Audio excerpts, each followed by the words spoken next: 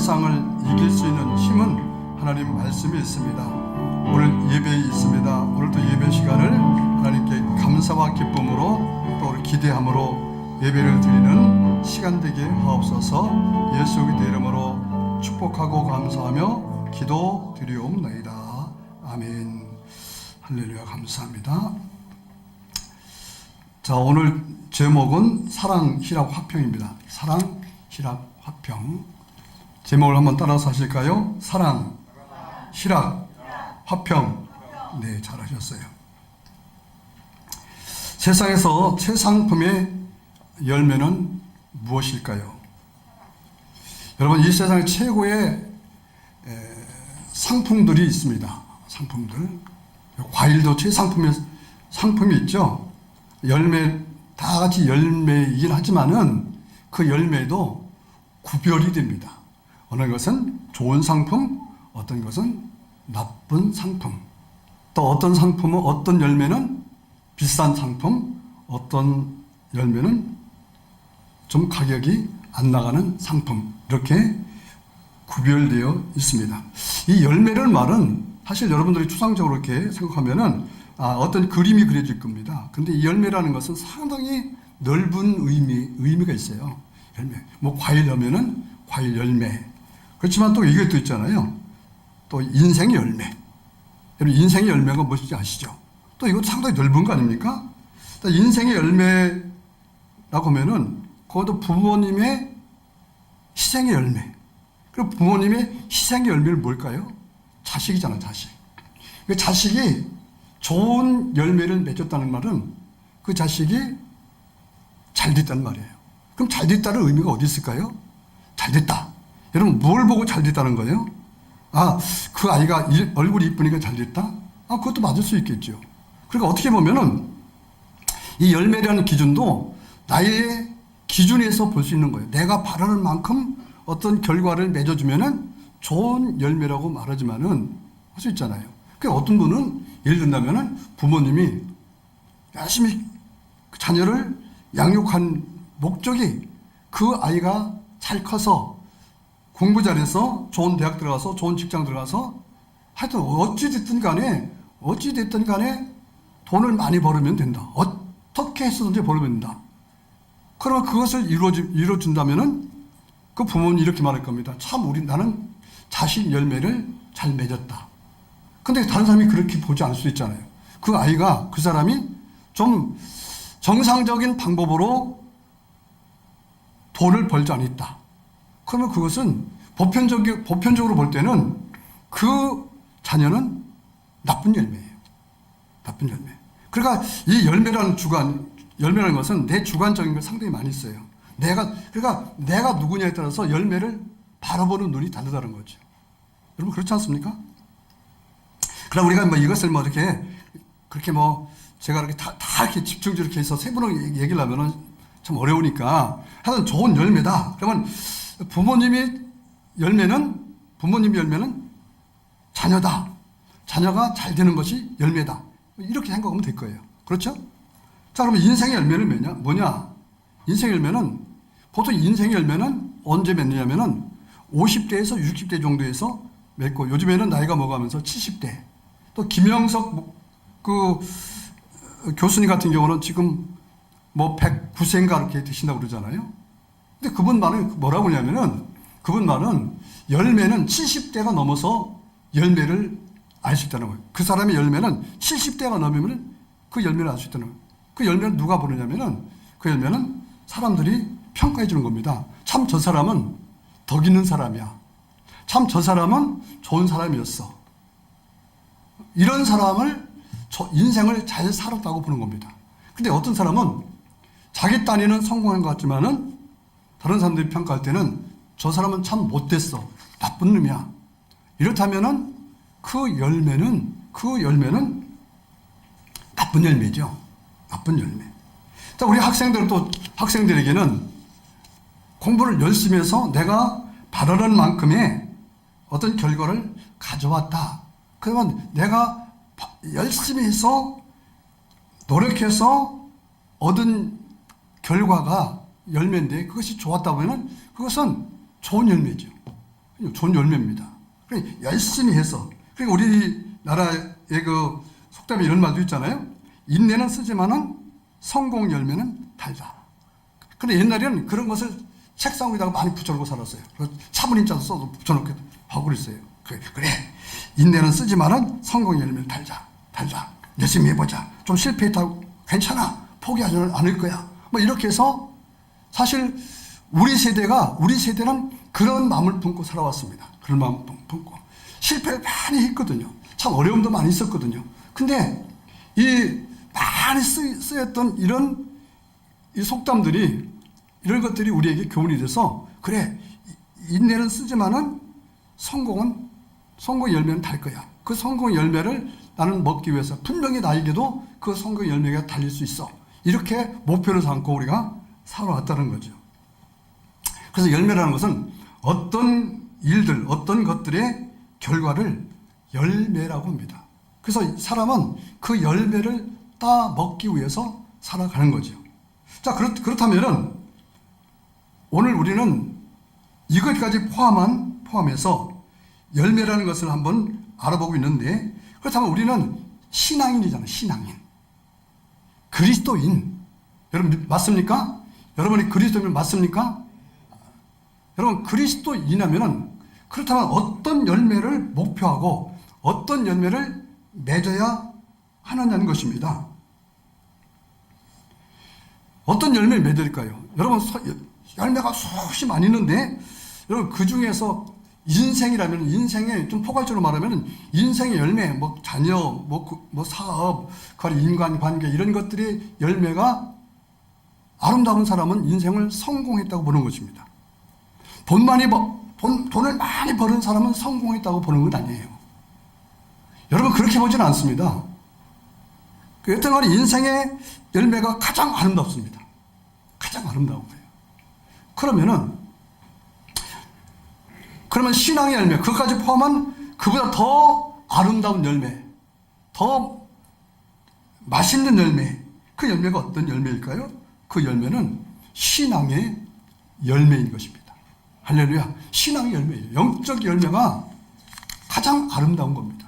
그럼 그 영적인 열매를 성경은 뭐라고 그러냐면은 성령의 열매다, 이렇게 말씀하고 있습니다. 할렐루야. 따라서 합니다. 성령의 열매. 성령의 열매가 가장 아름다운 거예요. 가장 맛있는 것입니다. 그런데 그 열매는 어느 나무에서 이 열매가 달리게 됐냐면은 십자가에서 달리게 된 것입니다. 따라서 합니다. 십자가에서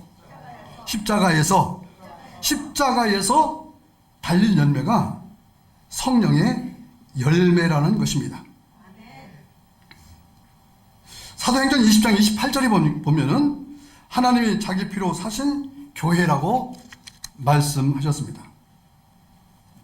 자기 피로 사신 교회라는 거예요. 자기 피, 하나님의 피를 흘려서.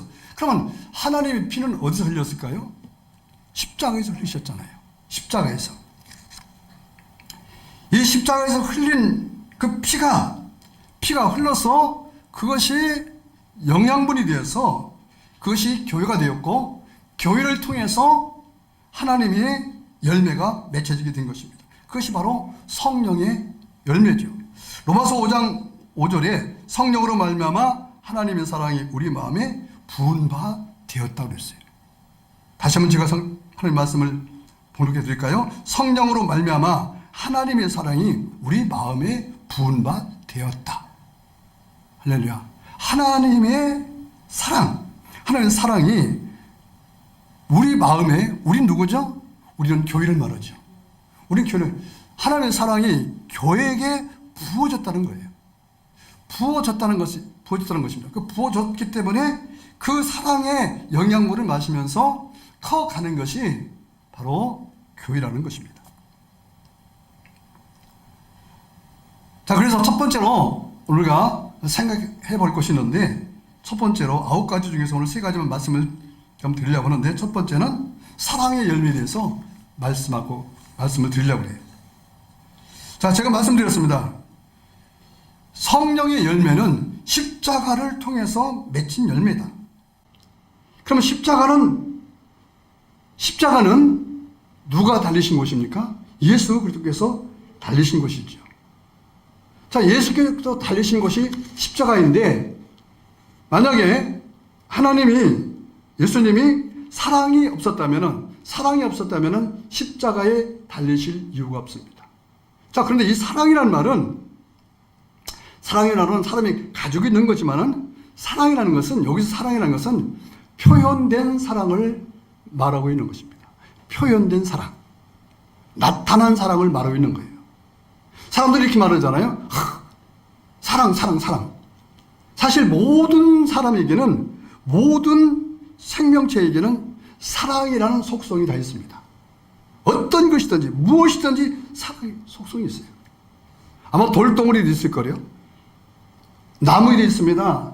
저는 들짐승들에게도 사랑이 있습니다. 그리고 사랑이 가장 강력하게 나타날 때가 언제죠? 예를 들어서 들짐승들이 사랑이 가장 강력하게 나타날 때가 언제냐? 그때가 언제냐면은 종족 번식입니다. 종족을 번식하려고 할 때, 암수가 종족을 번식하려고 할 때 때가 있잖아요. 그리고 또 언제냐면은 그 사랑의 씨앗을 잉태했을 때예요. 그 잉태했을 때는 그 사랑의 씨앗을 잉태한 부모죠. 부모는 그 사랑의 잉태 씨앗을 위해서 자기의 모든 것을 바칩니다. 그것이 표현되어지는 거예요. 남녀간에도 마찬가지입니다. 남녀간에도 사랑은 가지고 있어요. 내가 저걸 좋아한다. 좋아하는 것에도 발전해서 사랑이죠. 사랑이라는 뭐냐면은, 내가 저 사람에게 내 생명을 주고 싶은 만큼, 또는 저 사람 속에 내 마음이 들어가 있었으면 좋겠다는 이런 것들이 사랑이라는 거예요. 그래서 그냥 있다고 되는 게 아니잖아요. 그냥 있다고 되는 게 아니라 들짐승들도 보면은 사랑을 표현하죠. 사랑을 표현해서 상대방이 그 사랑을 받아들일 때 그 사랑이 하나가 되잖아요. 그럴 때 한 생명이, 한 열매가 맺어지는 것입니다. 자, 우리 하나님께서는 십자가에서 예수를 다루시고 죽게 하신 것을 성경에 기록하고 있잖아요. 요한복음 3장 16절에 기록하고 있고, 또는 에베소 1장 7절에 기록하고 있습니다. 같이 한번 읽어볼까요? 시작. 우리는 그리스도 안에서 그의 은혜의 풍성함을 따라 그의 피로 말미암아 성량 곧 죄사함을 받았느니라. 여기 보니까 그리스도 안에서 그의 은혜의 풍성함을 따라 그의 피로 말미암아, 참 이 말씀이 상당히 영적으로 깊은 말씀이 되는 겁니다. 엄청나게 깊은 말씀이 되는 거예요. 그리스도 안에서 그의 은혜의 풍성함을 따라 그의 피로 말미암아, 그리스도 안에 있는 사랑이 어떤 사랑이죠? 그 사랑이 어떤 사랑이냐면은 우리를 위해서, 우리를 대신해서 죽으려고 하시는 사랑이에요. 나를 위해서 죽으시려고 하는 사랑. 죄인인 나를 위해서 죽으시려고 하는 사랑. 그것을 표현하시는데, 그 표현이 뭐냐면은 바로 오늘 성찬입니다. 나는 너를 사랑해. 나는 너를 사랑해. 우리가요, 예수 믿는 사람들이 좀 감성적이면 좋겠어요. 감성이 풍기면 좋겠어요. 우리 보통 구원 받았다라고 말할 때 별 감동이 없어요. 별 감동이 없는 게 아니라 감동이 너무 없어요. 없어도 너무 없는 거예요. 도대체가 구원이 뭐냐는 거예요. 그렇죠? 여러분 어떠십니까? 구원 받으신 후로 정말 그것 때문에 정말 내 마음에 막 이상할 정도의 감정을 느껴본 경험들이 있으신 분도 있겠지만은 없으신 분이 저는 대부분이라고 생각합니다. 대부분이 별 감동이 없어요. 사랑이라는 것은 글자가 아니라 감동이에요. 할렐루야. 글자가 아니라 감동이란 말이에요.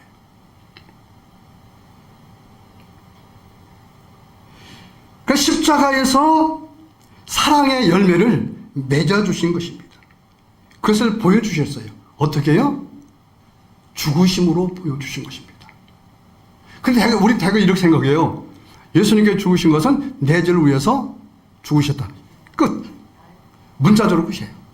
아니, 제가 끝이라고 좀 속단된 말이기도 할 수도 있겠지만은, 아마 많은 사람이 그럴 것 같아요. 왜냐하면 사랑이라는 것은 진행되어지는 것이지, 사랑이라는 것은 멈추는 것은 절대로 아닙니다. 사랑은 끝까지 가는. 그래서 믿음, 소망, 사랑이 있는데, 믿음, 소망은 이 땅에선 필요하지만은, 땅이 필요해요. 그러나 천국에 올라가서는 믿음, 소망은 없어집니다. 사랑만 남는 거예요.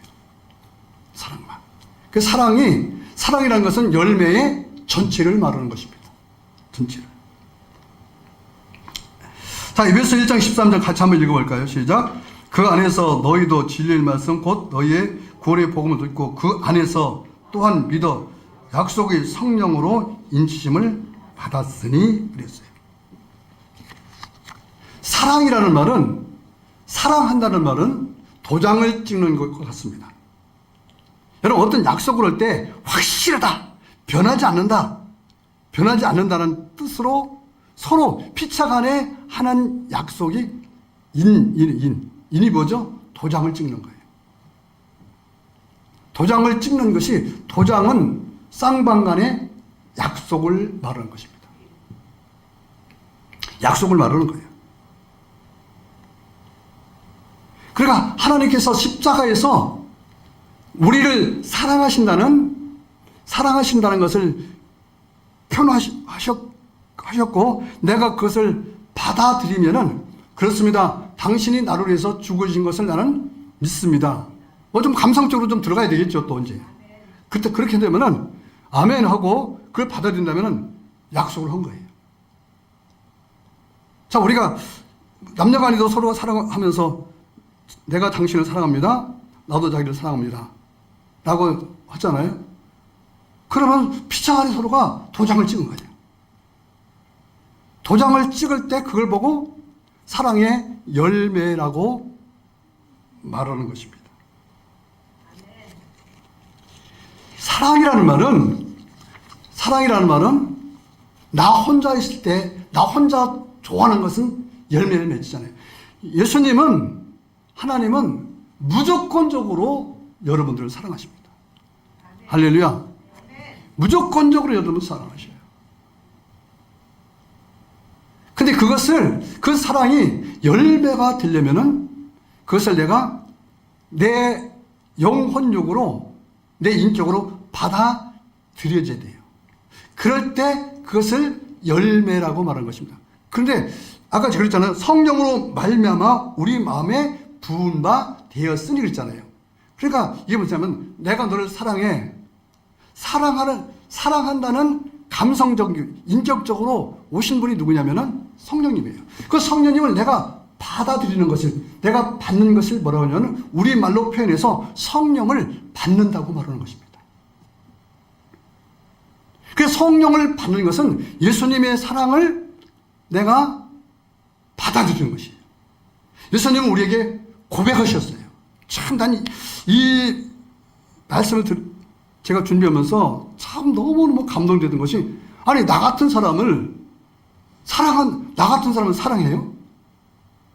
아니, 나 같은 사람을 사랑할 수 있으세요? 정말? 아니, 정말, 여러분들 정말 웃으시는 것 같은데, 제가 좀 여러분들한테 기분 나쁘게 말할까요? 여러분 같은 사람을 하나님께서 사랑하셔요? 여러분들이 뭐 잘났고, 뭐 대단하고 사랑하셔요. 근데 사랑하신다는 거예요. 할렐루야. 그걸 한번 깊이 생각하면 너무 감사하잖아요. 내가 너 사랑해. 그것도 한두 번이 아니잖아요. 내가 널 사랑해. 내가 널 사랑해. 내가 너를 사랑해. 내가 너를 사랑해. 언제까지? 여러분이 육이 죽을 때까지예요.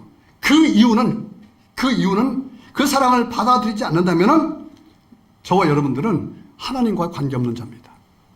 끝까지 사랑하신다고 하실 거예요. 할렐루야. 아멘. 아멘. 이 연애하고 똑같아요. 당신을 사랑해. 당신을 사랑해. 근데 내가 잘났다고 싫어. 뭐가 되고. 그러면 안 되는 거예요. 이것을 하나님의 사랑을 받아들이는 것. 뭐로? 인격적으로 받아들이는 것이 그것을 구원이라고 말하는 것이고 그것을 성령을 받는다고 말하는 것입니다. 아멘. 할렐루야. 오늘 이 사랑의 성령을 받으시길 주님 이름으로 축원합니다. 두 번째는 따라합니다. 희락이라는 말은 기쁨이라는 말입니다. 기쁘다, 즐겁다 이런 말이에요. 여러분, 저는 뭐 잘 모르는데 걸그룹 중에서 카라라는 걸그룹이 있다면서요. 어떻게 그렇게 잘 알아요?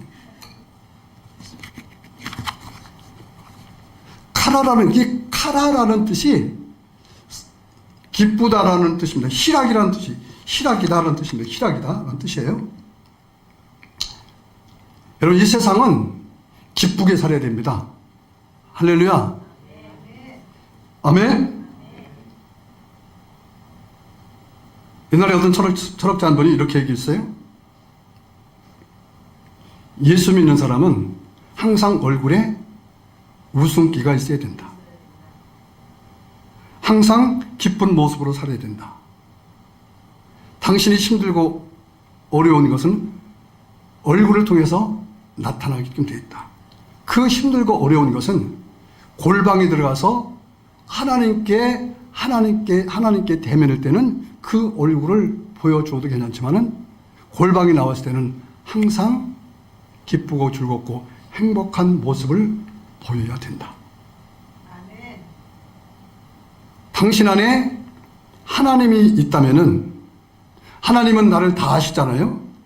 내가 웃는다고 그래서 하나님은 내가 슬픈 것을 모르는 분이 아니에요. 내가 기쁘다고 해서 하나님은 내가 눈물 흘리는 것을 못 보신 분이 아니에요. 하나님 앞에서는 다윗처럼 몸부림을 치는 골방에 들어가서 기도를 말하죠. 기도할 때는 몸부림치면서 너희 자신을 내 보여도 좋지만은 내가 진정한 그리스도인이라면 내 얼굴을 바꿔라. 얼굴을 바꾸지 않으면 하나님께서 기쁘게 여기지 않는다. 세상 사람들이 너의 슬픔을 알아주기를 기대하지 말아라. 참 많은 사람들이 보면은 얼굴이 너무 구겨져 있어요. 얼마나 힘들면 그럴까요? 얼마나 어려우면 그럴까요? 그러면서 항상 이렇게 말합니다. 나는 슬픈 사람이야. 나는 힘든 사람이야. 내 얼굴 당신 보고 있잖아. 그러니 나 좀 어떻게 좀 동정해줘. 위로해줘. 얼마나 힘들면 그러고 다닐까요? 근데 그것은 옳지 않다는 거예요.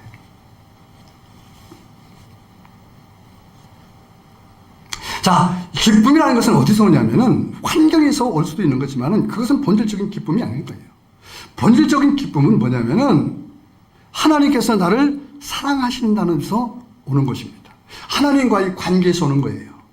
본질적인 기쁨은 하나님께서 주셔야만 되는 것입니다. 그냥 기쁘다는 것은 뭔가 좋은 일이 있어야만 기쁜 것이 아니라 하나님 그분 자체로 말미암아서 기쁨이 샘솟듯 넘쳐나야 된다는 거예요. 자, 빌립보서 4장 4절을 보면은 사도 바울이 고백한 내용이죠. 주 안에서 항상 기뻐하라. 주 안에서 항상 기뻐하라. 따라합시다. 주 안에서 항상 기뻐하자. 여러분, 주 안에서 항상 기뻐하시기 바랍니다. 자, 그렇다면은 여러분은 감옥에 있어요. 여러분 폭삭 망했어. 막 그런데 거기에다가 사람들이 막 무고를 합니다. 저는 나쁜 놈이야. 저는 뭐 그런 소리가 막 들려오는 거예요. 요즘 말로 말하면 내 SNS에 막 악성 댓글이 막 쏟아주는 거예요. 그 연예인들이 많은 사람들이 그것 때문에 자살하잖아요. 그러니까 여러분들 만약 그런 상황이라면 여러분 기뻐할 수 있을까요? 여러분 정말 기뻐할 수 있냐니 그 말이에요. 정말. 그래서 그렇다면은 그러면 오늘 본문을 읽었으니까 빌립보 4장 4절 본문을 읽었는데 사도 바울이 언제 주 안에서 항상 기뻐하라고 말했을까요? 언제일까요? 이때가 언제일까요? 자, 여러분들 지금 얼굴을 한번 거울 보실래요? 여러분들 거울이 좀 어떤 모습을 하고 있는지 한번 보실래요? 자, 언제냐면은 이때가 사도 바울이 감옥 안에 있었을 때예요. 그렇게 복음 전하고 싶어서 로마에 갔습니다. 그리고 가서 이제 여기저기 다니면서 복음을 증거합니다. 촌이라잖아요. 하나님이라잖아요. 그런데 왜 하나님이 하는데 왜 이런 일이 생기냐는 거예요. 그리고 잘못한 것도 없어요. 근데 왜 감옥에서 이제 죽을 날을 기다려야 되는 거예요. 그런 상황이라면 여러분 기뻐할 수 있습니까?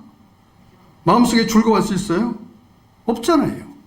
근데 그런 상황에도 불구하고 사도 바울은 주 안에서 항상 기뻐하라고 말하고 있는 거예요. 자, 왜 그러냐면은, 왜 이런 말을 할 수 있냐면은, 로마서 14장 17절, 이 말씀하고 있습니다. 성령 안에서 의와 평강과 희락이 있어요. 사도 바울이 사도행전 9장에서 성령을 받습니다. 성령을 받고 나서 그가 10수년 동안을 엄청나게 고생을 해요. 근데 참 이상한 것을 느껴져요. 그런 상황이라면은, 그런 환경이라면은, 마음속에 분노도 치밀고, 화도 나고, 마음에 기뻐할 수가 없는데, 이상하게, 기쁨이 넘쳐나는 거예요. 어려우면 어려울수록, 더 힘들면 힘들수록, 기쁨이 넘쳐나는 거예요. 여러분, 스데반 집사가 성령 받고 나서 복음을 전합니다. 여기저기 다니면서 복음을 전합니다. 돌에 맞아 죽습니다. 그런데 돌에 맞아 죽을 때 스데반 집사는 웃고 죽어요. 미친 사람 아닙니까? 정신이 상자 아니에요? 여러분, 우리는 보통 기쁨을 어디서 찾냐면은 감정적인 데서 찾아요. 감정.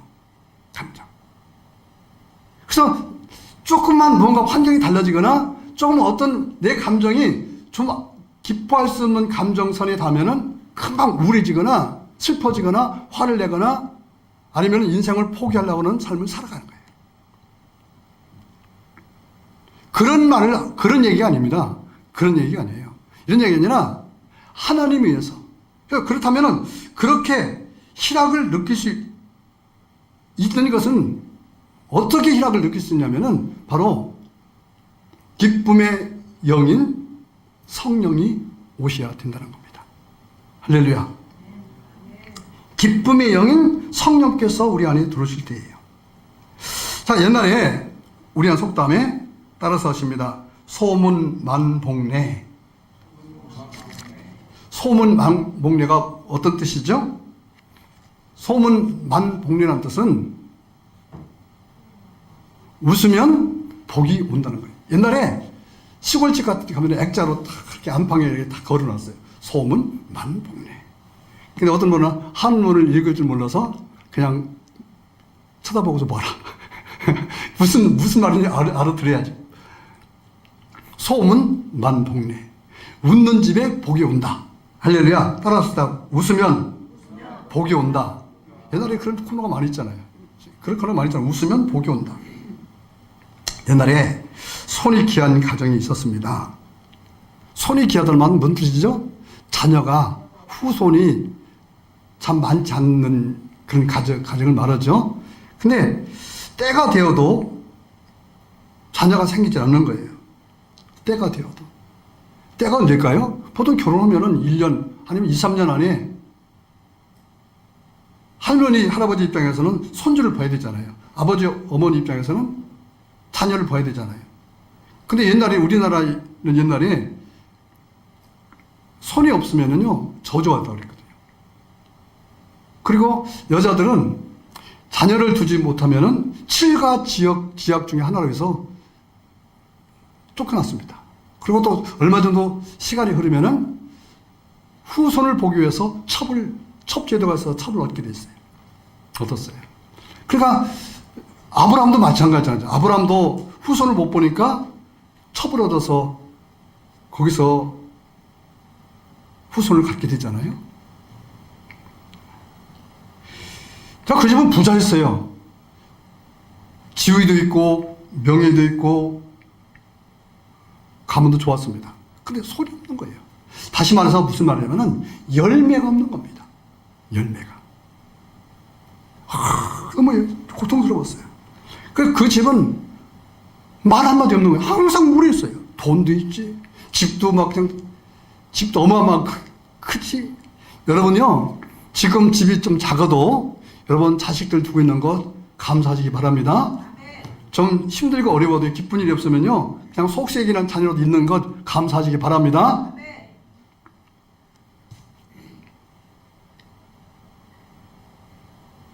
웃음이 없었어요. 웃을 일이 없죠. 웃을 일이 없는 거예요. 근데요, 그 집 옆집에 가난한 집이 있었어요. 그 집은 항상 웃는 거예요. 여러분, 특징이 있습니다. 옛날 특징이 있어요. 부자들은 하나 아니면 2명 남으면 끝이야. 참 이상해. 근데 막노동하고 힘들고 어렵고 한 사람들은 아기를 잘라. 그래서 옛날에 시골에서도요, 그 아기를 많이 낳는 집 보면은 방이 단칸방 하나 있는 집, 이런 집에서도 하나 이상하더라고요. 옛날 부잣집은요, 마님하고 바깥 마님이 바깥 떨어졌어요. 그 합방을 하면요, 그게 쉽지 않았어요. 근데 없는 집은요, 맨날 합방하는 거야. 그 남만 부비고 사니까 자녀를 갖는 거예요. 아니, 식구가 10명이도 어떻게 기가 막히게 동생을 만들어요? 참, 기가 막힙니다. 근데 그게 얼마나 사이가 좋은 건지 몰라요. 그게 엄청난 비밀이죠. 축복이죠. 얼마나 시끄러워요? 얼마나 싸우고 지지고 볶고. 근데 항상 웃는 거예요. 담도 옛날에는 가난한 집은 담도 높지 않잖아요. 그러니까 웃음이 항상 넘쳐나는 거예요. 여러분, 어떤 집이 행복한 집이에요? 웃음이 있는 집이 행복한 것입니다. 여러분, 희락이라는 것은 하나님이 주신 성령 열매는 기쁨, 웃는 거예요. 할렐루야. 우리 옆에 분에게 한번 웃어봅시다. 시작. 하하하 하고 웃어보세요. 근데요, 어떤 분은요, 웃으라도 그분은 웃지 말아야 돼. 그 사람 웃으면요, 어쩌다 웃는 거라서 막 이상하게 막 그냥 무서워. 정말 어떤 목사님 계시는데 사진 찍을 때 좀 웃으세요요. 웃으면 목사님만 웃지 마세요. 그래요. 목사님 웃지 마세요. 웃으면 이상해요. 왜냐면 훈련이 안 됐어요. 훈련이 안 됐어요. 근데 제가 봤어요. 웃지 않는 집은요, 참 질병도 많고 모든 게 다 재미없어요. 모든 게 재미없어요. 근데 웃는 사람들은요, 좀 힘들고 어려워도요, 자신감 있고 재밌고 사람들한테 인정을 받아요. 사람 인정을 받습니다. 그래서 모임 가도요, 웃는 사람이 빠지면은 그 모임이 깨져. 그 어저께도 우리 영등포에 결혼식 갔다 왔거든요. 그 지난주에 우리 사모님이 세계 선교회 원래가 있는데 참석을 못 했는데, 거기서 만나는 분들마다 사모님 바쁘셨어요? 그래요. 왜 그러냐면은 우리 사모님은 항상 웃어요. 항상 웃음이 막 그냥 사진 보세요. 우리 찍은 사진을 보면요, 웃지 않는 사진은 하나도 없습니다. 그러니까 사람들 다 행복한 줄 알고 그렇게 인정하니까 나도 행복해. 할렐루야.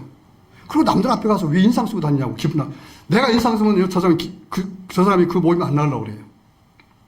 그렇습니다. 인상 쓰는 사람들하고 밥 같이 안 먹으려고 그래요. 웃고 상냥하고 이렇게 해주는 사람한테 밥을 같이 먹으려고.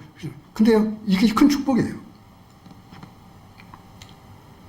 성령님은 희락의 영입니다. 할렐루야. 할렐루야. 다 봅시다. 여러분, 제가 옛날에 제가 아마 중학교 때, 하여튼 언제쯤인가, 이렇게 많은 책이 있어서, 우리 삼촌이 보던 책인데, 우리 삼촌이 쓰던 그 방을 가서 보니까, 책이 한 권인데, 팡세라는 책이 있어요. 그래서 팡세에서, 이게 새 중에서 무슨 팡세가 있나? 그래서 늘 고민을 하다가, 그냥 말았어요. 별 관심 없으니까, 팡세가 있나 보지 뭐. 했는데, 제가 설교를 준비하려고 팡세를 찾아봤는데, 이 파스칼이 쓴 책이랍니다. 철학자예요. 이 사람이 1654년 11월 23일 밤 10시에서 밤 12시 30분에 그래서 이게 팡세라는 책에 그 메모리알이라는 그런 어떤 난이 있는데 거기에 이런 글을 써놨다고 그래요. 이 팡세가 그날은 그도 기독교인이었어요. 그냥 어떤 기독교냐면 그냥 교회 왔다 갔다 하고 지식적으로 아는 기독교인이었어요. 이 사람은 상당히 식견 있고 학자입니다. 그러니까 말은 대단합니다. 근데 이 사람이 기도하다가 10시 30분부터 12시 30분까지 몇 시간이에요? 11시, 12시. 11시, 12시. 한 2시간 정도 되죠? 한 2시간 정도를 줄 정도 이상한 일이 벌어졌어요. 어떤 일이 벌어졌어요? 기도하다가 갑자기 사도행전 2장에서 있었던 성령이 불이 임한 거예요. 성령이 불이 임해서 이런 말 쓴다는 것은 그 당시 천박한 사람인 거예요. 그 당시는. 이런 말 쓴다는 것은 아주 천박한 사람들이 쓰는 겁니다. 그러니까 저는 이렇게 봅니다. 하나님 앞에서 상당히 어리석고 바보스러운 사람들이 성령 받아요. 저는 그렇게 봅니다. 말로는 막 겸손한 척해도요, 교만한 사람들은 성령 받지 못합니다. 죄송해요. 이건 맞는 얘기예요. 뭐 사실이에요. 이건. 교만하면 성령 받지 못해요. 똑똑한 사람은 성령 받지 못해요. 이게 파스칼도 그랬어요. 그냥 불이 떨어진 거예요. 이상한 불이 떨어진 거예요. 엄청나게 불이 떨어진 거예요. 그러면서 그가 이렇게 말했어요. 하나님은 철학자의 하나님도 아니고 식자의 하나님도 아니다. 하나님은 아브라함의 하나님, 이삭의 하나님, 야곱의 하나님이다. 그리고 이렇게 써놨어요. 너무 쓸말이 너무 많으니까 확신, 느낌, 기쁨, 평화, 예수 그리스도로의 하나님. 그 다음에 기쁨의 눈물. 이렇게 써놨어요. 저는 여러분들이 이 기쁨을 경험하기를 바랍니다. 세상에서 이런 기쁨도 경험하지 못한다면, 아니 예수 믿으면서도 이런 기쁨을 경험하지 못한다면 안 되는 거예요. 이 파스칼이 기쁨의 눈물. 여러분 감성에 있는 분들은 이게 무슨 말인지 알 거예요. 어마어마하게 임팩트는 말입니다. 여러분 성령님은 어떤 분인가요? 희락의 영이에요. 여러분 인생을 기쁘게 살기를 주님의 이름으로 축원합니다. 이리저리 둘러보면은 사실 우리가 뭐가 똑똑하다고 힘들고 어렵다고 뭐 판단하고 그래갖고 그걸 판단하는 것까지는 볼 수 있어요. 분별력이고 통찰력이고 해석력이 좋으니까 그렇게 볼 수 있지만은 그게 안 좋은 거예요. 그게. 그러면요 그러므로 그래서 답을 이렇게 정의를 내려. 슬퍼. 힘들어. 기쁨도 없어. 예수 믿는 사람이 할 소리입니까, 이게? 성령 받으면 기쁘지. 내가 슬프고 힘들고 어려워도 내 마음속에서 한켠에서 강력하게 기쁜 거 솟아나는 것이 뭐냐면 그것이 바로 성령의 기쁨이에요. 그게 열매예요. 할렐루야. 이 열매를 받기를 주님 여러분 축원합니다. 세 번째는요. 따라서 합니다. 화평. 여러분 옆에 사람이 인사해봐요. 화평합시다. 이렇게 합시다.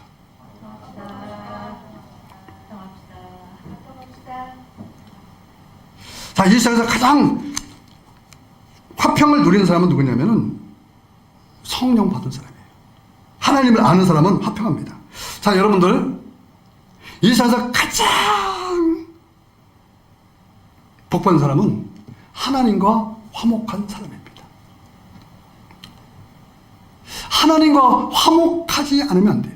그래서요, 사도 바울은 하나님과의 화평이 뭔지를 잘 써놨어요.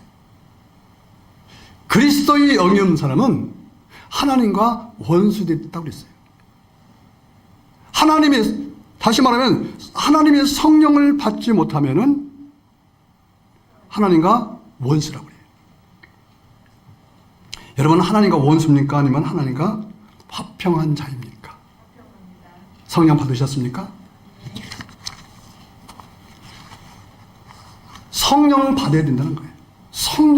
성령으로 말미암아 성령을 받아야 돼. 자, 성령은 하나님의 열매라고 그랬어요.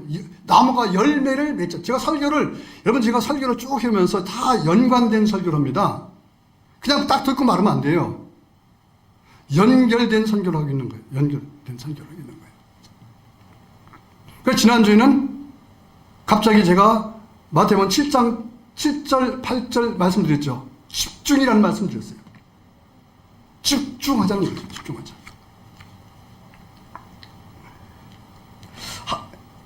하나님과의 관계가 안 좋으면 불화합니다. 하나님과의 관계가 좋으면 그걸 화목이라고 해요. 여러분 다 알잖아요. 부부간에 화목하다. 무슨 소리죠? 사이가 없다는 소리잖아요. 부부간에 안 좋다. 싸운다는 불화하다는 뜻이죠. 싸운다는 뜻이 아닙니까? 자녀와 부모가 화목하지 않다는 말 반대가 뭐죠? 불화죠. 불화입니다. 불화. 그러니까 부모와 자녀 간에 불화한다는 말은 부모 입장에서는 자식 농사를 잘못했다는 소리예요. 또는 부모가 정말 나쁜 짓에서 정말 자식한테 피해를 입혀서, 그러니까 자식 입장에서는 나무가 열매 맺을 수 있는 나무가 아니었다는 소리예요. 근데 이것을 하나로 엮어서 그럼에도 불구하고 열매를 맺을 수 있는 것은 사랑이라는 것입니다. 그래서 사랑이라는 걸 빼면 안 돼요. 모든 것은 사랑이라는 공식에서 모든 걸 다 집어넣어야 되는 거예요. 할렐루야. 아무리 신앙생활 잘하는 것도 사랑이 없으면 아무것도 아닌 울리는 갱과리와 같다라고 고린도전서의 13장에 말씀하고 있습니다. 사랑이 없으면 아무리 봉사 잘하고 아무리 예배 잘 참석하고 헌금을 잘하고 똑똑하고 뭐 해도요, 사랑이 없으면 안 된다는 거죠. 아멘. 예수님의 사랑은 모든 것을 감싸는 사랑이잖아요. 그게 묻지도 않고 따지도 않는 것이 그러니까 감사한 거예요. 그러니까 기쁜 거고, 그것을 알면은 사랑으로서 불화한 관계를 하나가 되는 관계, 화목한 관계로 만들어 주셨던 것이 기쁨이고 희락이고 감사한 거지 않습니까? 할렐루야. 할렐루야. 화평은 상대적으로 오는 것이 상대적으로 오는 것이 화평이에요. 관계적인 것입니다. 관계적인 거예요. 관계적이다. 자, 로마서 5장 1절 읽어봅니다. 시작. 그러므로 우리가 믿음으로 말미암아 의롭다 하심을 받았으니 우리 주 예수 그리스도로 말미암아 하나님과 화평을 누리자. 사도 바울이요, 이게요. 자기가 과거에는 유대교를 믿는 아주 참 유대교 요인의 중에서 참 믿음 좋은 사람이 있잖아요. 그리고 우리가 얼핏 이렇게 보면요, 유대교인들은 얼마나 훌륭한지 모릅니다. 우리가 따라가지도 못합니다. 근데 하나님의 뜻을 몰랐다는 거죠. 하나님의 의도를 몰랐어요. 섭리를 몰랐어요.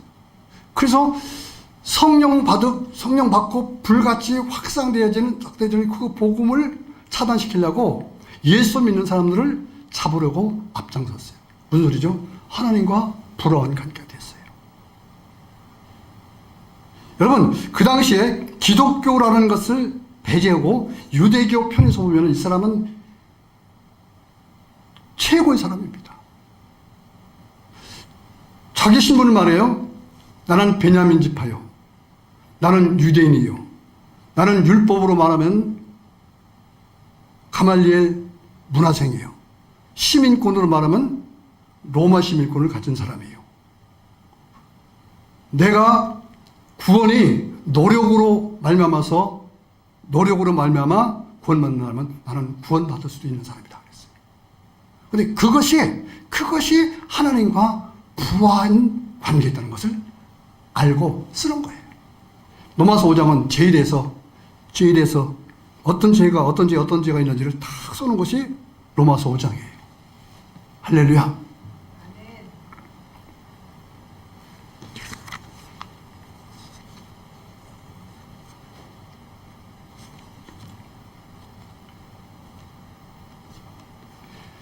여러분, 그래서 이 불안이 화목하지 않다잖아요. 그러면 화목하지 않다는 말을 우리는 일반적으로 이렇게 생각하죠. 아, 관계가 안 좋은가 봐.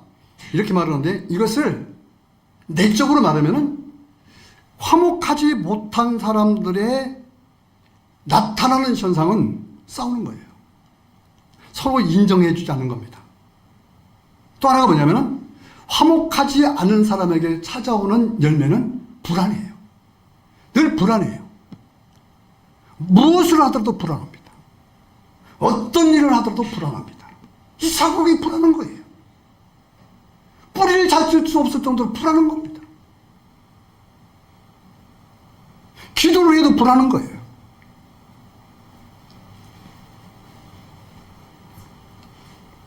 왠지 아십니까? 하나님과 화목하지 못한 사람은 나 스스로가 모든 것을 결정하고 모든 것을 하려고 하기 때문에 불안한 거예요. 무슨 말인지 이해가십니까? 나 혼자 하려고 하니까. 나 혼자 모든 걸 그러니까 나 혼자 해서 결정하면은 그것이 좀 내가 생각한 만큼 되어지면은 교만해져요. 건방져집니다. 아, 내가 똑똑하네. 근데 이상하게 그때는 금방 기분도 좋고 좋은데 또 불안한 거예요.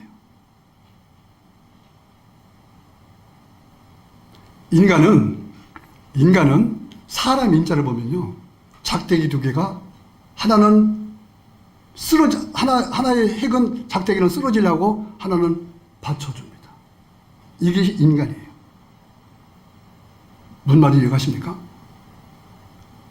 십자가는 핵목 하나로 세워진 것이 아니에요. 핵목과 종목과 핵목이 있는 거예요. 가로와 세로가 있는 겁니다. 그것이 화평인 것입니다. 자, 여러분 보십시다. 구약에서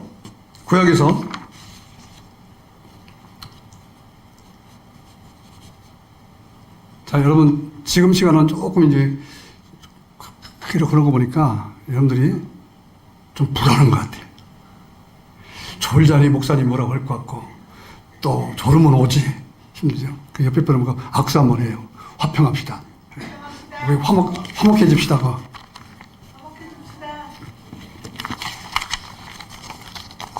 그래, 이상하게 자기는 조는 거 보는데 앞 사람이 조는 걸 봐.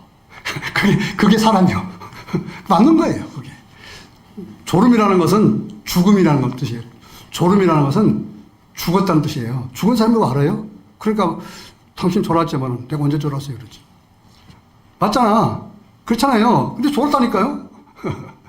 알아요. 생전 압니다. 졸음. 그래서 옆 사람이 필요한 거예요. 그래서 그게 동역자인 거예요. 깨워주고 이렇게 하는 게 동역자예요. 또 집중하면 안 들려요. 참 안 졸려요. 사실 집중하면 안 졸립니다. 집중하면요, 관심을 가지면 절대로 졸리질 않아요. 잠이 안 옵니다, 사실은. 자, 보세요. 자, 저를 보세요. 자,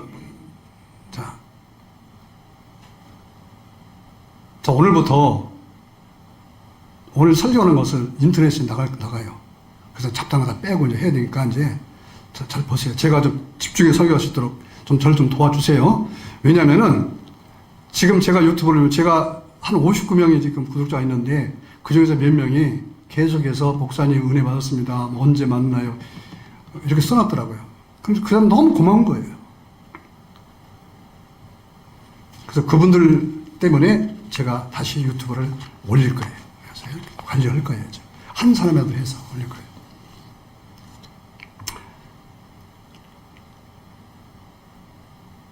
사울과 다윗이 나오죠.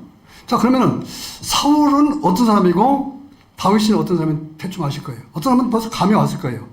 오늘 주제가, 지금 현재 주제가 뭐예요? 화목이잖아요. 화평이잖아요. 그럼 사울은 누굴까요? 사울은 하나님과 화평하지 않은 사람이에요. 그럼 다윗은 어떤 사람인가요? 다윗은 하나님과 화평한 사람이에요. 자, 보십시다. 하나님과 화평하지 못했던 사울. 다윗과 비교할 때 사울은 하나님과 화평하지 않았지만은 잘 됐습니다. 잘 됐어요. 승승장구 나갑니다. 여러분, 하나님과 화평하지 않다고 해서 인생사가 잘못되는 건 아니에요. 근데 오히려 그것이 불행입니다. 사람들은 목적이, 교회 나오는 목적도 다 그렇지 않겠지만은 잘 되려고 나옵니다. 그래서 설교를 이렇게 요구하죠. 목사님, 내가 잘 되는 설교를 해 주셔야 내가 은혜 받아드리겠습니다. 이렇게 대꾸를 합니다. 근데 그것도 맞는 소리죠. 틀린 말이 아니죠. 근데요, 여러분, 인생의 결과를 봐야 돼요. 그럼 사울이 잘 됐으니까 잘 되면 또 잘 돼야 되고, 잘 된 것 토대 위에 또 잘 돼야 되고, 잘 돼야 되잖아요. 그러면은 사울이 어떻게 해서 왕이 되었나요? 어떻게 큰 나라를, 하나님 나라를 맡겨 주었나요? 하나님이 사울을 믿어 주었기 때문이잖아요. 그걸 잊어버렸어요. 하나님이 잊어버렸습니다. 자기 자신만 생각하는 거예요. 그래서 결정적으로 하나님께서 테스트하실 때 아말렉을 죽여라 말을 했을 때 죽이질 않아요. 그래서 그 이유는 제가 설교 중에서, 지난번 설교 중에서 말씀을 드렸어요. 그때 하나님께서 안 되겠구나. 벌써 깨진 겁니다. 이제는 나는 너 말 안 들어. 내가 너 말 안 들어. 하면서 말 안 들어 좋아요. 근데 하나님이 일을 해야 되는데 하나님이 일이 아니라 자기 일을 합니다. 하나님께서 그 성경에 하나님이 신이 성령이 그를 떠났다고 그랬어요. 그를 떠났다고 그랬습니다. 그때부터 마음이 불안이 오는 거예요. 그때 딱 등장을 누굴 시키냐면은 다윗을 등장시켜요. 막 우울증이 생기고 공황장애 생기고 갑자기 분노 조절 장애가 생기고. 그래서 성경에 보면요, 의학적으로 볼 수 있어요. 병들을. 그래서 저 사람 딱 보면 그래서 그렇구나. 성경이 의학 교본입니다. 저 사람은 그래서 그렇구나 하는 걸 알게 되죠. 그래서 설교 때 처방을 해주는 거예요, 이제. 근데 그걸 못 들어야지. 못 듣는 이유는 성령이 떠났기 때문입니다. 귀가 열리지 못해서. 그게 뭐냐면은 관계가 깨졌어요. 관계가 깨지면요, 저 사람은 나쁘기 때문에 좋은 얘기도 듣지 않습니다. 무조건 나쁘다고 인정해버려요. 그때부터 이 사람의 인간 삶은 파탄으로 가는 겁니다. 그래서 파탄으로 가는 거예요. 신이 떠나니까 이런 질병이 생겼어요. 심장이 생겼어요. 그래서 결국은 어떻게 했냐면은, 결국은 그가 어떤 자기의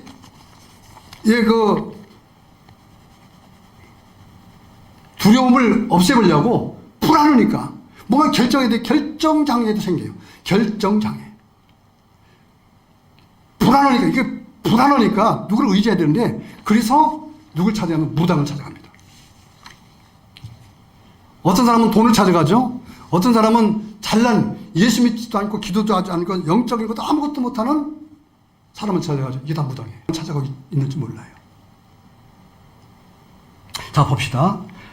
사무엘상 28장 7절에 사울이 그의 신하들에게 이르되 나를 위하여 신잡한 여인을 찾으라. 내가 그리로 가서 그에게 물으리라 하니 그의 신하들이 그에게 이르되 보소서 엔돌에 신잡한 여인이 있나이다. 신잡한 여인을 찾아서 물어보는 거예요. 결국은 그러한 사울은 자기 스스로가 자기 생을 가장 비참한 열매로 끝내림을 해요. 자기 스스로가 칼을 뽑아서 죽습니다.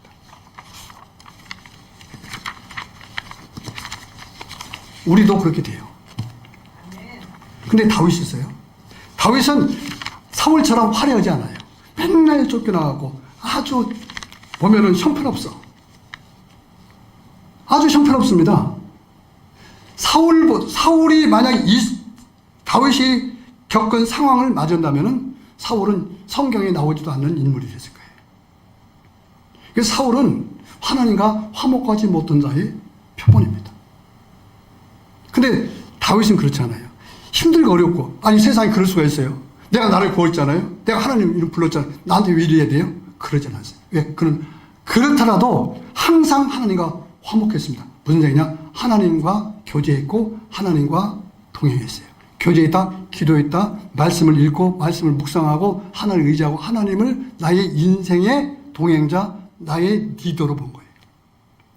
그럼 물어봐요. 화목하면 서로가 격려하잖아요.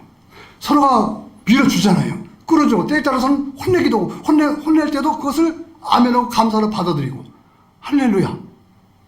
그분을 아니까 도둑님이 혼내면은 말했지만 하나님이 어떤 분인지 알잖아요.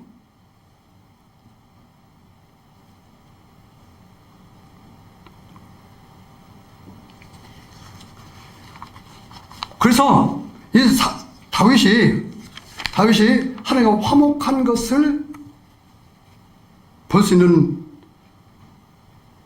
성경이 시편인데, 시편에서도 그 중에서 가장 여러분 사는 시 있잖아요. 시편 23편 1절에서 6절까지 한번 읽어보면 시작. 여호와는 나의 목자시니 내게 부족함이 없으리로다. 그가 나를 푸른 풀밭에 누이시며 쉴만한 물가로 인도하시는도다. 내 영혼을 소생시키시고 자기 이름을 위하여 의의 길로 인도하시는도다. 내가 사망의 은침한 골짜기로 다닐지라도 해를 두려워하지 않을 것은 주께서 나와 함께 하심이라. 주의 지팡이와 막대기가 나를 안위하시나이다. 주께서 내 원수의 목전에서 내게 상을 차려주시고 기름을 내 머리에 부으셨으니 내 전이 넘치나이다.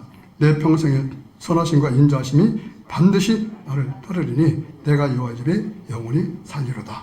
아멘. 제가 미국 영화 그 시리즈 더 레지던트라는 그런 그 영화를 봤어요. 의학 영화입니다. 의사들 영화인데 수많은 사례들을 그 병원 현장에서 일하는 사례들을 이것은 이제 그 극화시켜서 만든 시리즈 영화인데요. 엄청나게 많은 사례들이 많아요. 거기에 사고, 질병들, 그리고 또 수술하는 장면들, 의사들의 심리적인 것들, 환자의 심리적인 것들, 또 우리가 아는 것처럼 병원도 기업이니까 기업의 운영, 또 그걸 통해서 또 정치인들의 권모술수, 또 경영하는 사람들의 그 애환들, 인간의 타락들, 뭐 수많은 것들이 거기가 종합적으로 다 있는 거예요. 거기서 볼 수 있는 거예요. 그 중에 하나가 긴급 환자가 와요. 긴급이니까요. 막 그럼 뭐 난리 나죠. 거기는 911이잖아요. 911. 우리나라는 뭐죠? 참 우리는 얍삭해. 바꿔도 잘 따라합니다. 미국 거 따라하는 거 좋은 거예요. 미국 거 따라하는 거 좋은 거예요. 들어옵니다. 들어요. 그럼 막 난리가 나죠? 그래서 이 사람이 보니까 당장 처치 안 하면은, 당장 수술 안 하면은 죽어요. 근데 그 수술 아무나 하는 게 아니라 거기는 그 전문이 있어요. 그 부분의 전문, 그 상처의 전문들이 있고, 거기는 막 종합병원이니까 여기 의사들이 많이 있지만은 계속 수술하고 그러니까 또 그것을 맡아드리는 의사들이 있잖아요. 의사들이 이제 그 담당을 하게 됩니다. 그래서 딱 봤는데 그 사람이 어떤 사람이냐면 딱 보는 순간 자기 어릴 적에 자기 성장 과정에서 잊지 못할 얼굴이에요. 누구냐면은 자기 부모님에게 해코지하고 자기를 짓밟아서 바꿨던 사람. 그래서 죽이고 싶을 정도로 미운 사람. 있죠? 그게 딱 지나갑니다. 근데 당장 내가 수술을 안 해주면 죽어. 이때 어떨까요? 인간의 고뇌거든요. 그런 걸 표현해 있어요. 참 미국 영화 잘 만들어요. 진짜 잘 만듭니다. 그래서 그 순간 먼저 갖는 게 뭐냐면 직업관. 나는 의사야.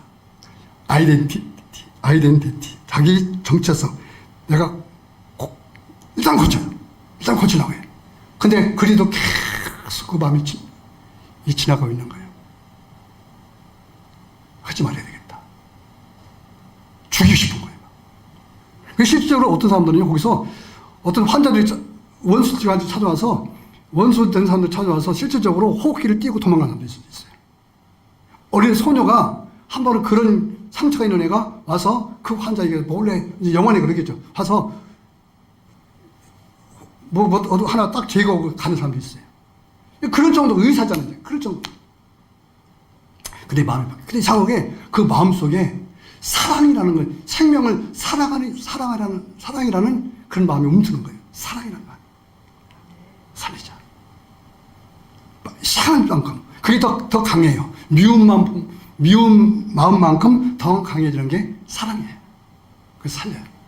살려서 이제 안정을 취합니다. 근데 만나게 되겠죠. 근데 이 환자가 딱 눈을 떠보는 순간 깜짝 놀래요. 자기 머릿속에 있는 사람이야. 자기가 해코지했던 부모들의 아이야. 움츠러져. 그러면서 이 환자가 느낍니다. 순간 이제 그런 장면이 나오잖아요. 이제 표현을 하잖아요. 이제 그게 표현인 거예요. 그러면서 또 그 마음속에서 미안함 속에서 사랑이라는 감정이 바뀌어요. 인간 대 인간의 사랑이 아니라 인간의 어떤 본능적인 사랑이에요. 그러면서 그 의사의 손을 잡고 눈물 흘려요. 그리고 고백해요. 나를 살릴 수는 없다. 사랑해. 걔네 표현을 주로 사랑이라고 하더라고요. 사랑해. 그 의사도 똑같이 사랑합니다. 그래서 거기서 서로가 부둥켜 안고 울어요. 걔들 감정이 상당히 걔들 격해요. 우리나라 사람들. 우리나라 사랑을 표현할 때 인유적이잖아요. 이렇게 어쩌고. 걔들은 그렇지는 않아요.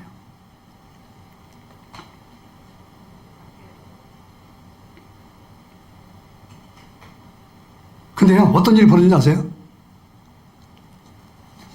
마침 그 병원이 정치인들, 국회의원들, 뭐 이런 사람들이 막 또 이렇게 뭐 또 평가하는 기관에서 이 병원을 어떻게든지 이제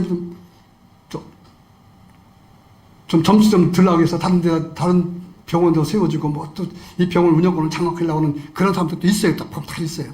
그래서 이 병원이 지금 재정적으로 엄청나게 힘들어요. 지금 누가 기부 안 해주면 이 병원을 문 닫아야 돼. 근데 이 사람이 돈이 많아. 다 많아. 근데 어느 날 그런 소리를 들어요. 진짜 들어. 그러면서 자기를 고쳐주는 의사를 불러. 그러면서 이렇게 말합니다.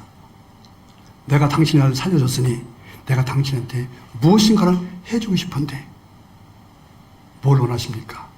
그러니까 필요 없습니다. 아니야. 나는 지금 내가 만약에 죽었으면 내가 가지고 있었던 엄청난 이 돈이 다 무용지물일 텐데 내가 꼭 아름답게 쓰고 싶어. 나는 이 병원에다가 다른 기계, 다른 것을 또 하기 위해서 내가 기부를 할게. 그리고 10억 원을 기부를 합니다. 여러분, 저는 왜 이 말을 제가 할까요? 하나님과 화목하면요, 하나님께서 하늘문을 열어요. 할렐루야. 하나님은 우리에게 그 수십억 원의 내 삶에서 가장 어려운 것을 극복해 나가고 새로운 축복의 세계를 개척해 나가라고 하나님께서는 화목하기를 원하셔요. 그리고 성령을 부어주시는 것입니다. 근데 우리는 이걸 잘 몰라서 성령이 뭔지도 모르고 그래서 이걸 안 받으려고 그래. 아니, 안 받으려고 그럽니다. 아니, 하려고 하는데 마음의 문을 열지 못해. 우리는 하나님과 화목해야 됩니다. 할렐루야. 여러분, 이웃과도 화목하면 돼요. 하여튼 저 사람이 미웠고 해요. 얼마 전에 어떤 가정적으로 어려운 사람이 있는데 이 사람은 진짜 화목하지 못해요. 자녀에도 화목하지 못하고 그러니까 이혼을 하고 따로 살아. 근데 자녀들도 막 그냥 아빠에 대한 미움이 있어서 그러니까 막 잘됐어. 잘됐어. 근데 연락해도 안 되고 또 그러니까 얘도 막 그래서 제가 그랬어요. 나이가 먹어보니까 이제는 다 그걸 또 쌓아 안아야 되더라. 안고, 쌓아 안고, 그것을 풀어가야지. 제가 느껴요. 다 안아버리고 풀어가라. 어떤 사람은 풀어가라. 제가 해도, 그 사람은 안 받으면 할 수 없지만은, 그건 억지로 되는 건 아니에요. 그러나 내가 안아야 돼. 왜 하나님이 여러분 우리에게 재현하는데 그걸 받아들이지 못할까? 왜 이웃 아직도 어리진 걸 풀어내지 못하고 살아갈까? 그럼 하늘문이 닫혀요. 열어야 돼요. 할렐루야. 열어서 사랑과 희락과 화평 속에서 하늘문을 여시고 내려주시는 은혜의 단비, 은혜의 본비를 받으면서 축복을 받으면서 살아가야 됩니다. 할렐루야. 할렐루야. 결론을 말씀드릴게요. 제가 하나 예화를 하려는 건 시간이 갈 것 같은데, 여기서 끝낼게요. 했던 여러분들, 성령 받으시기 바랍니다. 할렐루야. 성령 받으시기 바랍니다. 제가 찬송 하나 준비해 놓은 거네. 찬송 한번 불러봅시다.